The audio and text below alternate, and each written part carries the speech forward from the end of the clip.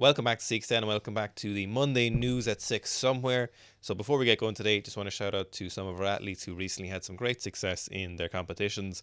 So we had Jason, who is from the USA, lives in Japan, and he recently won the Masters World Cup in New Zealand just this past weekend, the 2023 Masters World Cup. So Jason did great work. He's one of my one-to-one weightlifters who I've had for nearly 2 years. We then had Sigurd. Sigurd went to win Norwegian Championships, so massive result. He's been working with me for a few months now. Came on board as a hybrid athlete. Started specialising in weightlifting leading up to the competition, and some very, very nice technical work on the snatch and clean and jerk. So if you want to work with us in one-to-one coaching, there will be a link below to fill out the form. We have a couple of spots open recently, as it's this kind of time of year when we have a few extra spots to go before we'll be full up again. And finally, if you want to join us on our weightlifting camp in Portugal, we have 2 spots open recently due to 2 of the athletes who originally we were full had to actually pull out due to injury. So we have 2 spots open. It's not a curse or anything, but if you want to join, let us know. It's the 2nd to the 7th of April. It's €1,250, and there's 2 meals a day included in that, and there'll be lectures, weightlifting, all that good stuff. Let's get on with the news show. Today we have Lee Dayin, or aka known as Lee Dayam, one of the most jacked, certainly one of the most leanest weightlifters in the history of weightlifting. He did a hang power clean or a hip power clean with 200 kilos, and then obviously a customary power jerk. Lee was an 81, but I think he's moving up to the 89s, or he's trying his best to, and assuming this is a recent lift, it's possibly somewhere in the mid to late 80s here, maybe a little bit over, but it's still a flabbergasting lift. Yeah, for me, it's the push or the power jerk on this is just so strong. Like the press element of it, he's basically push pressing and slightly moving his feet. Yeah. Like you'll see some of the massive heavy power jerks and they're really moving their feet. They're really getting under the bar quickly. This just looks like a push press with a little bit of extra sauce. What's interesting, oh, there's plenty of sauce, I'd say. So what's interesting about this is that we don't know a whole lot realistically of what the best Chinese weightlifters do in training, but we generally know that they don't do a lot of variation, and a hip power clean is a huge variation. That's very far away from the lifts, as long as you're still doing one of the variations of the lift. So it'd be interesting to see how much he does this in training, or if this is something he's done a lot. We have seen him do a hang clean before, I think with like 214. That was a full clean. He didn't jerk that one, but this hip power clean is definitely one of the most impressive weightlifting things I've seen in a while. Yeah, absolutely. Just so fast as well. I'm reading the description on the Instagram post, and it says, I assume this is a translation of some sort. It says, not all athletes have such a great rebounding system. Some lifters have to adapt a longer and slower dip. Obviously on this is very short and sharp dip, trying to load up the barbell. But it is interesting. I wonder, are they thinking about training his stretch shortening cycle on this? Now, it's funny you mentioned loading the barbell, because this is loaded in the customary Chinese bullshit way of just random yellows and greens. And I just think that's not a cool way to load 200. No, but if you were watching Lee Dayin and you saw him with kind of 325 kilo plates, a 10 kilo plate, a 2.5 and a collar, and it was all like lockdown and it was all Alico and as you might expect a German weightlifter to do, you would say that was wrong. Yeah, it'd be something upsetting about it. Yeah, that's true. That is true. We've got a conundrum there. But 200 kilos hang power clean, it's impressive no matter where you're coming at this from. So it'll be very interesting to see if Lee does make a successful move up to the 89s. Now, Artem Antropov is on a fucking tear. So he's recently 2 massive lifts from the weekend. First all is a 310 kilo squat. As he told me a couple of weeks ago, he said he was going for more than 300 for too soon. He said that's not my max, and this 310 isn't his max either. My God, we're in the Artem Antropov section of the new show. Yeah, the weekly check-in. This is what I think you'd call casual. Yeah, I actually think it's a great description of this 310. Yeah. I would really like to ask him what his squat programming looks like, because we know what the Kaz squat programming usually looks like. It's just a lot of waves and not a whole lot of repetitions. But I also want to know where you can buy an all-in t-shirt. Is that Don't know. Nike? Is Nike all in? I feel like Nike is all in. Is it? It looks deeper than it usually does as well, doesn't it? Yeah. It's something about how pointy out to the side his feet are just looks wrong, but the squat looks so nice. The squat is so aesthetic. Yeah. Is he wearing a belt either? We can't see with his shirt. I don't think so. What knee sleeves? Are they SPD knee sleeves? Yeah, I think they are. Are they? Very interesting. All in. Now, lovely squat. You'd think that's all we have for the Artem Antropov section of the news show, but not 1 hour before the new show, Artem uploaded a 240 kilo rack jerk, and it is the best rack jerk you'll ever see ever anywhere from anyone ever. It is so nice. Doesn't he look like he could do that for another rep? Yeah. If he was on blocks, he'd re-rack that, and well, not re-rack it, but go again. You know, this looks like when you're giving like a seminar or you're at a course and people are just, they have a weightlifter doing an exemplary split jerk from the rack. It certainly doesn't look like 240 kilos. What's right about this is kind of everything. His split jerk position is great. Dip and drive is turning around really fast. His head is slightly true, but there's no huge extraneous movements of his head. Split jerk position is good. Lockout is powerful. Fucking hell. Just so nice. The only non-standard thing is how wide his grip is, but it's just so nice. It doesn't look too wide in the rack position. It's just when it goes overhead is the thing. Nice loading on the barbell as well. That is a nice way to load 240. That's a dominating way to load 240. Yeah. It's no coincidence that he PB'd his back squat, but at that ease, and now he's doing this 240 kilo rack jerk. Like, it's really... I don't know you implying something. I'm implying that him being stronger is very important. What were you thought I was implying? Don't worry about it. Very important for his ability.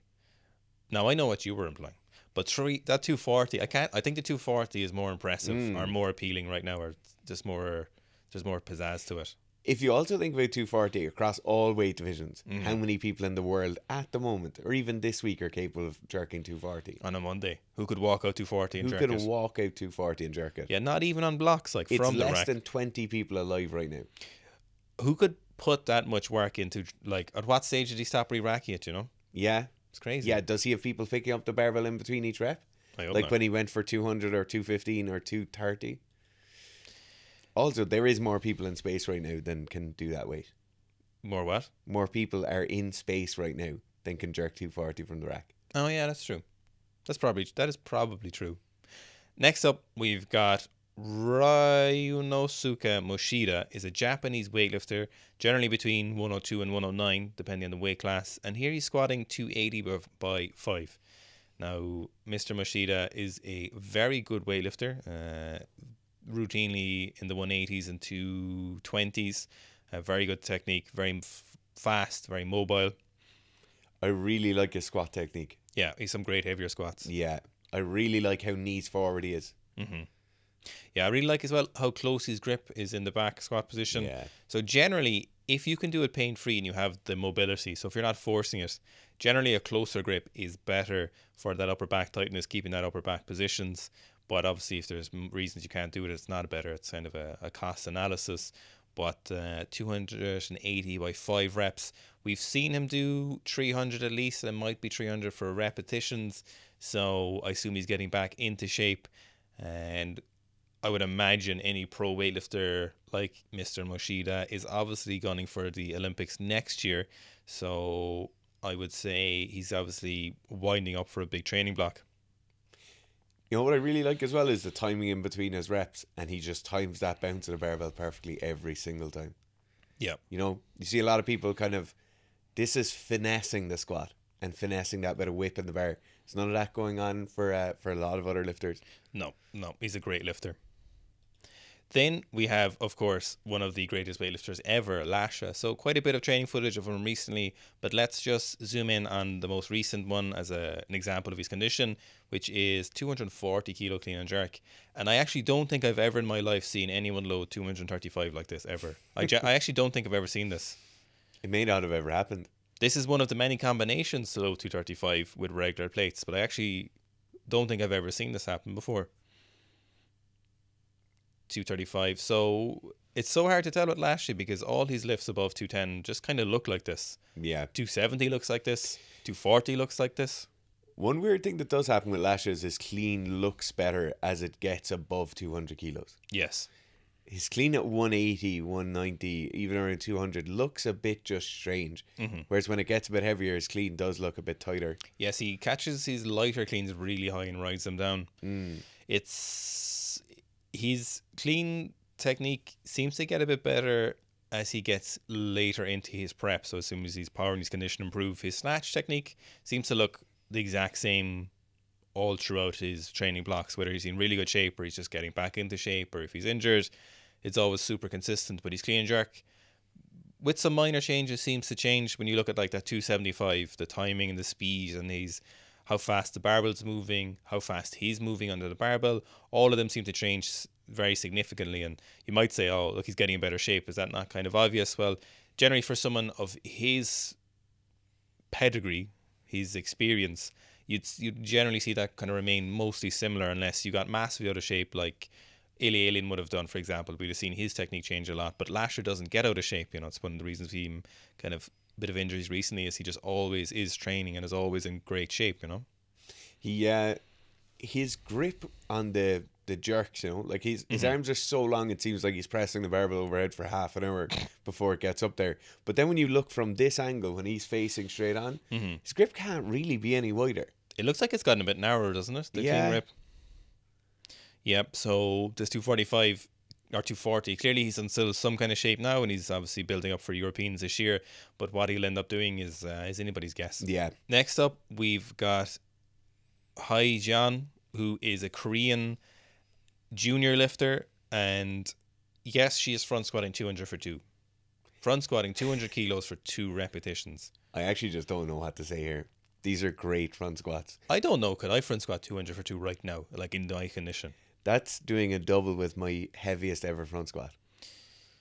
I love that training hall as well. Yeah. Fuck, it's such a nice training hall. They're just unbelievable front squats as well. Yeah, they're so perfect. Her squatting is so good. It's very consistently. Lots of volume as well. Is she in is it like 85 plus class or? Whatever it is now. Yeah, I'm not actually too sure what it is, but 200 for super heavy. A double. Incredible. She's still a teenager as well. Like, how many teenage males do you know who can squat 200 for 2 like this? None. Amazing. Yeah, unbelievable work. Next, we have Kate Vibert, who said she did 176, but she actually did 186 for a comeback squat PR. But I think this might be an all-time squat PR. So 186. Kate is a very strong squatter, and she's wearing the THOR weightlifting shoes again, which is very interesting. Yeah, there's a lot of people wearing them. There's a lot of good lifters wearing them too, isn't there? Yeah, definitely. One thing I will say is, like, Kate doesn't seem to be inherently built for squats. Like, she definitely has long upper legs. Like, her femur seems to be quite long in relation to her lower leg, but her squat always looks good. Yes. Like, she has a very, very good squat. Obviously a very strong squat as well, but yeah, impressive lifting. It's always very consistent with her technique across the squat as well. So even if it's for repetitions, or it's always, you know, it is always the same. It doesn't seem to break down a lot of heavier weights either. Yeah.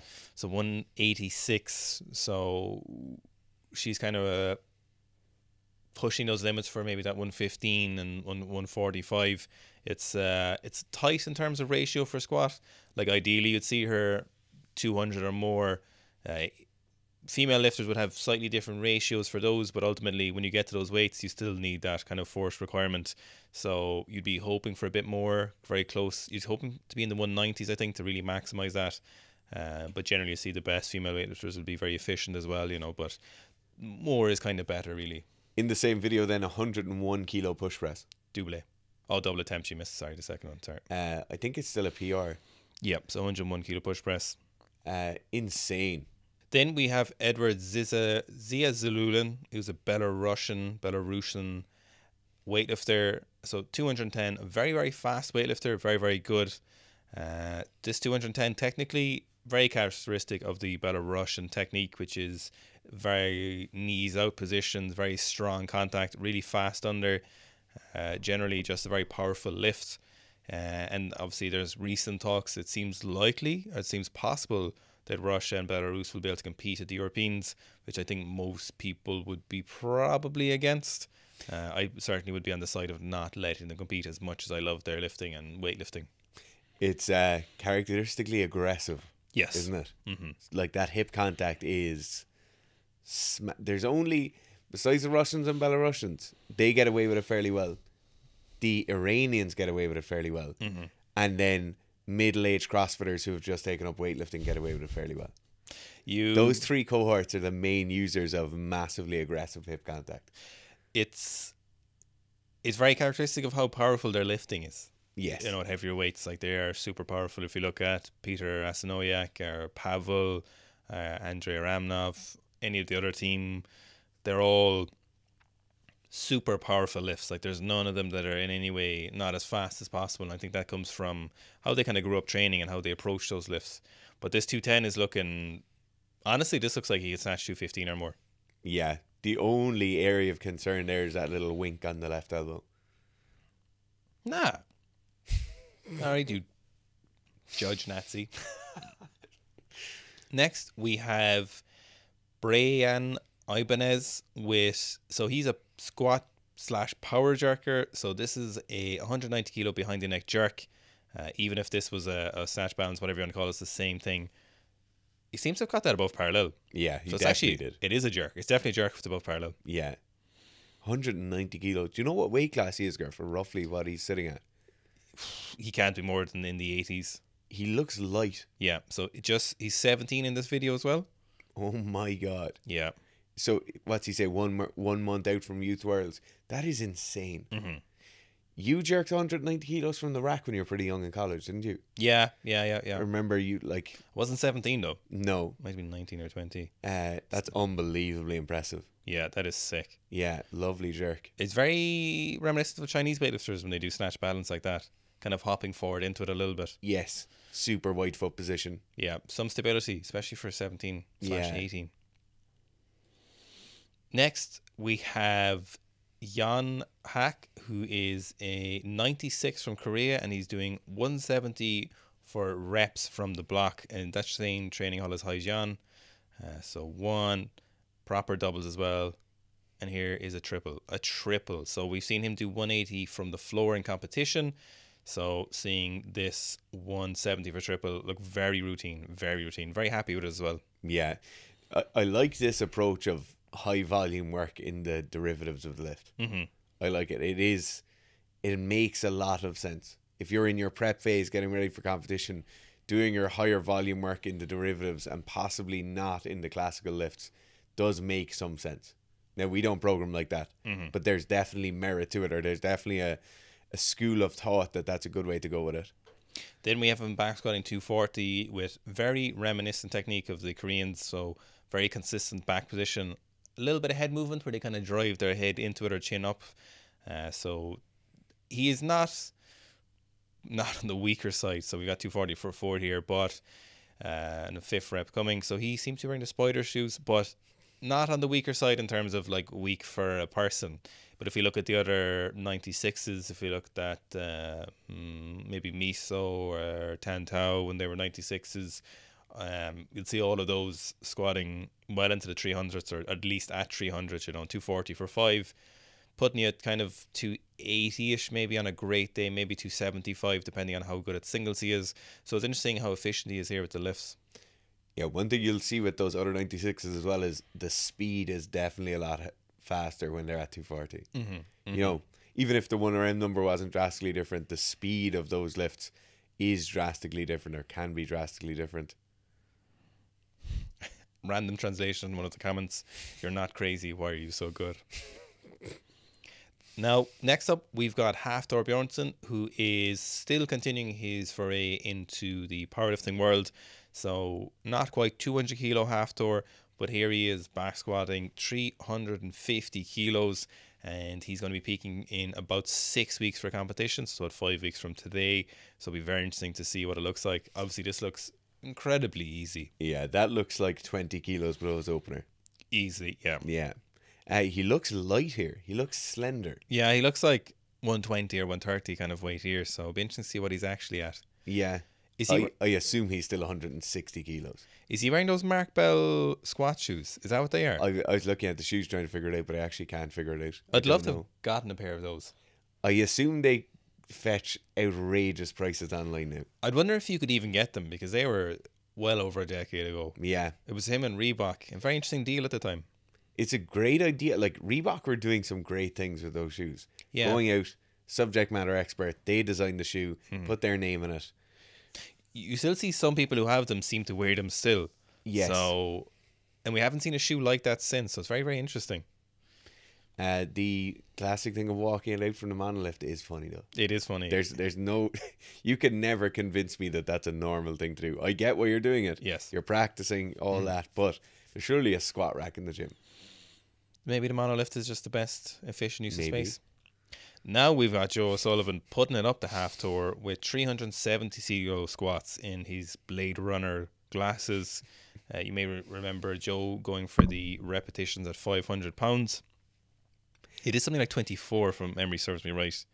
And here's a 370. I'm not going to lie, that 24 reps or whatever it was at 500 pounds is still one of the most impressive things I've seen in squatting. Mm-hmm.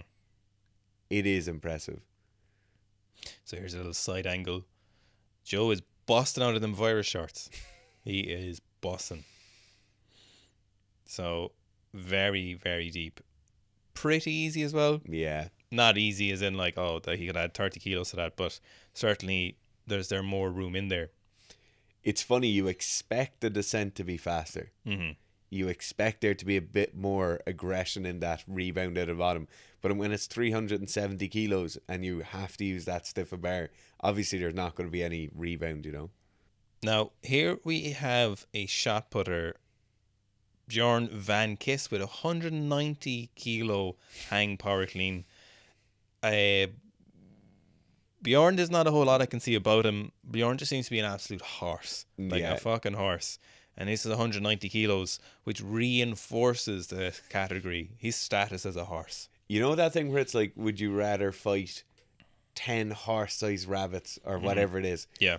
Bjorn is a horse-sized pit bull by the looks of him. Yeah. The size of his back through that t-shirt. He looks massive. He appears to be massive. Yeah. I feel like he's well north of like 6 foot. Yes. That's the kind of massive he looks. I feel like he's 150 kilos and still looks kind of skinny.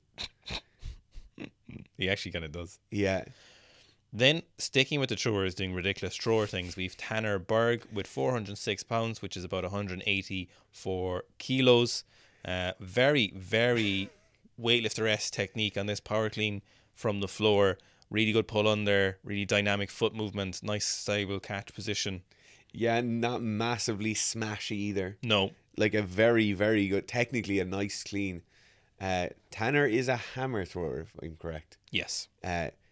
It's just every week we come on here and every week hammer throwers or shot putters or discus throwers are making a fool of weights. And it's kind of funny because their implements are so light. Yes. They're just lifting like little tiny little 5 kilo discs or shot puts or whatever. then, 1 kilo. Yeah. Daniel Stahl and the like. What's really interesting is like how much he sweeps it back in, which is just so uncharacteristic of throwers because it's normally just yeah.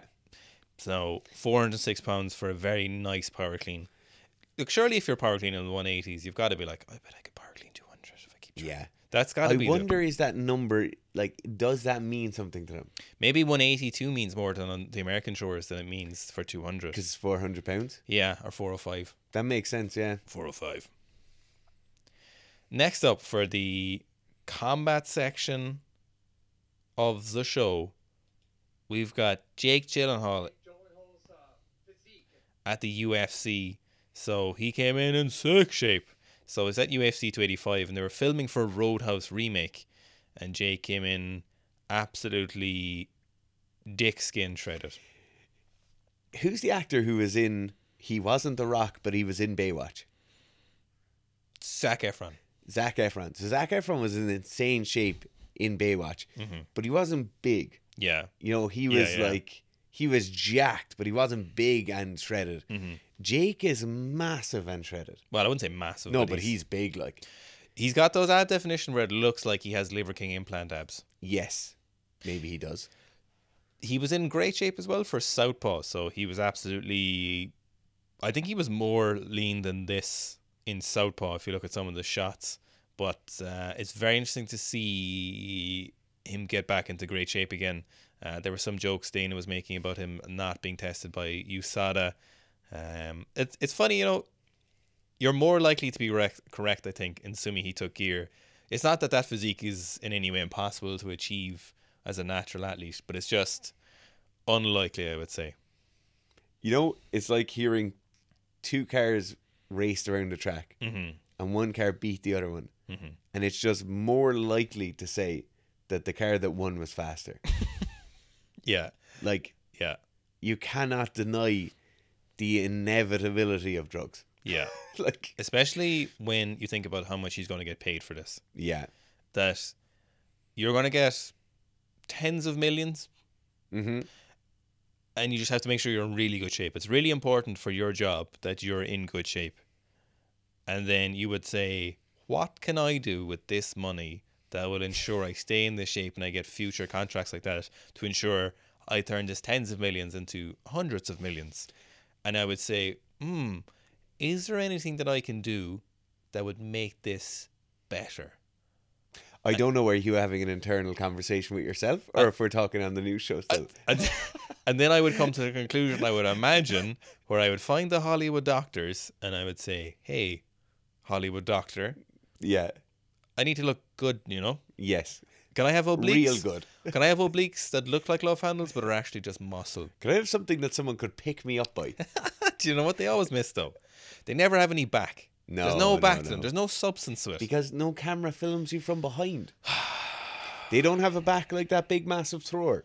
They don't, is a thing. So they've got all the frontal muscles, as they say in sports science. The anterior. No, they say frontal. But so that there's just never any substance to the back. Like there's no spinal erectors. No. There's no lats. There's no rear delts. There's no thoracic. Like he doesn't have a thoracic that looks like an ass. If you were to if you bend them over and look that way, but is that two asses? Is that someone bending over, or is that an ass in the air? It just doesn't have that. Say what you want about those Hollywood doctors. Yeah, he's even got big pecs. He got titties, yeah. Yeah, but no big back. No big back, and I think that's a real shame. Anyway, thanks for watching today's news show. I hope you enjoyed it, and fucking come to the camp, lads. There's 2 spots open now. We had it full, and there's 2 more. It's going to be great weightlifting. It'll be great. A lot of returnees from the last camp coming, so I'll tell you, over half the last camp are coming back to it. So Portugal, south of Portugal. Never said that at the start. The Algarve, near Lagos, Praia de Leoas. Really nice and sunny. Really nice gym facility. Swimming pool on site. Yeah. Cafe on site. You can harass us with your questions for a whole week. No problem.